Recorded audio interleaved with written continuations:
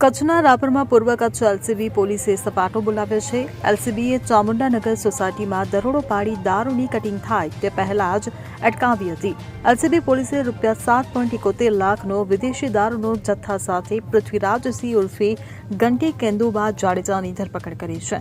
પોલીસે દારૂ, car, bike અને મોબાઈલ સહિત કુલ ₹17.73 લાખનો મુદ્દામાલ કબજે કરી આગળની કાર્યવાહી હાથ ધરી છે। Bureau report CN24 news. હવે જુઓ દેશ દુનિયાની તમામ ખબરો તમારી આંગળીના ટેરવે। ઉઠાવો મોબાઈલ અને ગૂગલ પ્લે સ્ટોર પરથી ડાઉનલોડ કરો અમારી CN24 ન્યૂઝ મોબાઈલ એપ।